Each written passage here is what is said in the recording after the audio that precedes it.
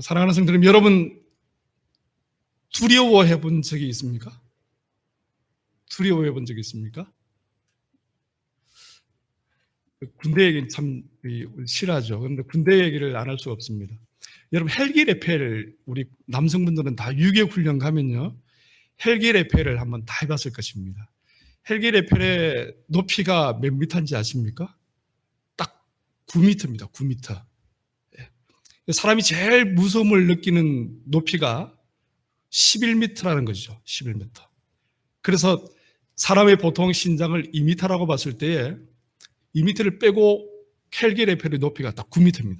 그 로프를 타고 11m에서 내려가는 것이죠. 사람이 제일 무서워하는 높이입니다. 두려워하는. 저도 몇 번 해봤는데요, 무섭더라고요. 내려갈 때는 별로 안 무서운데 로프를 타고 상체와 하체를 90도로 딱 맞추기까지가 상당히 두려워요. 금방이라도 줄이 끊어질 듯한 그런 느낌. 사랑하는 성도 여러분, 우리는 다 두려움의 존재입니다. 두려움을 가지고 있고요, 두려워하는 것이 당연한 것입니다. 왜냐하면 아담과 하와의 범죄 이후, 창세기 3장의 범죄 이후 인간이 가질 필요가 없는 그 두려움이라는 그 감정을 하나님께서 죄의 결과물로 우리에게 주셨기 때문에 우리는 항상 어떠한 존재를 바라보면서, 또는 우리가 우리의 능력으로 되지 않는 어떤 것을 바라보면서 우리는 두려움을 느끼기도 한다는 것이죠. 그런데 우리가 이것을 좀 더 신앙적으로 좀 변형시켜 볼 필요가 있습니다. 과연 우리가 무엇을 두려워하고 어떤 것을 두려워하지 말아야 하는지, 신학자인 벵겔이라는 신학자가 이렇게 말을 합니다. 하나님만 두려워하는 사람은 하나님 아닌 것에 대해서는 아무것도 두려워하지 않는다. 하나님을 두려워하지 않는 사람은 하나님 외의 모든 것을 두려워한다.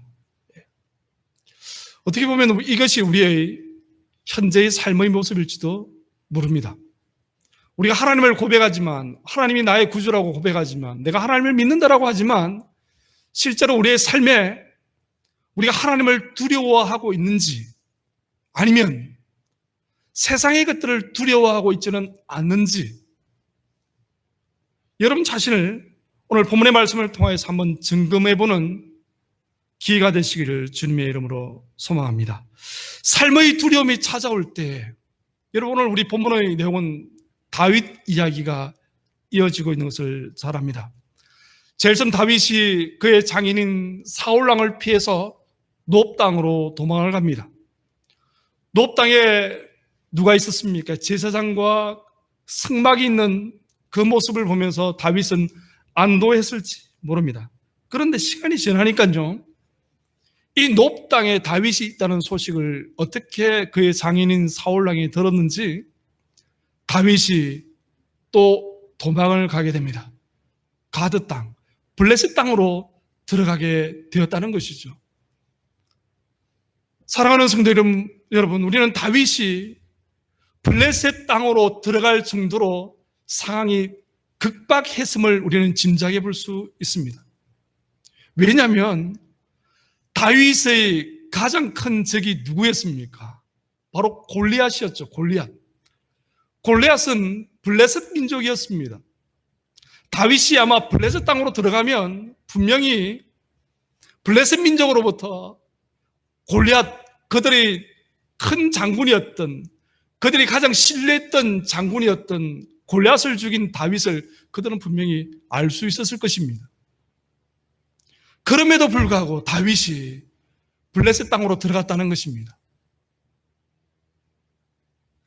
사랑하는 성도 여러분, 다윗의 그러한 극박함, 사울왕에 대한 두려움이 그가 죽였던 골리앗이 속해져 있던 그 민족보다도 다윗이 두려워하는 존재가 사울왕이었다는 거예요. 그는 사울왕에 대한 두려움을 이기지 못하고 블레셋 땅으로 들어갑니다.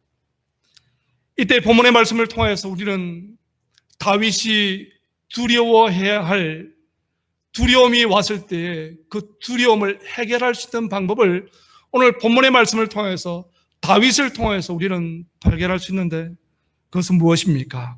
바로 하나님을 선택하라는 거예요. 하나님을 선택하라는 것입니다. 두려움이 내 마음속에 들어왔을 때, 두려움이 내 마음에 엄습해 왔을 때 하나님을 선택하라는 것입니다. 오늘 본문의 10절 말씀 보니까 이렇게 기록하고 있죠. 그날에 다윗이 사울을 두려워하여 일어나 도망하여 가드왕 아기스에게로 가니 이렇게 기록하고 있습니다. 인간이 실수하는 이유, 특별히 그리스도인이 실수하는 이유가 무엇입니까? 바로 두려움이라는 거예요. 두려움. 인간은 필연적으로 두려움을 보유한 존재입니다.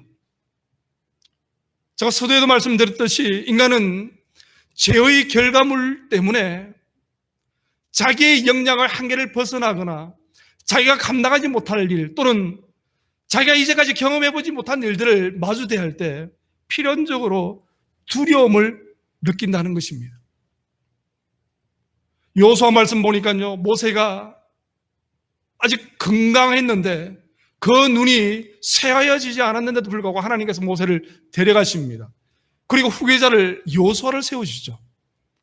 여호수아는 리더십이 없었습니다. 왜냐하면 모세의 리더십이 워낙 강했기 때문에 모세가 쇠하여져서 또는 기력이 쇠하여져서 더 이상 거동하지 못할 정도의 그런 기간이 한 1년, 2년 정도만 되었어도 여호수아에게 리더십이 완전히 들어왔을지도 모릅니다.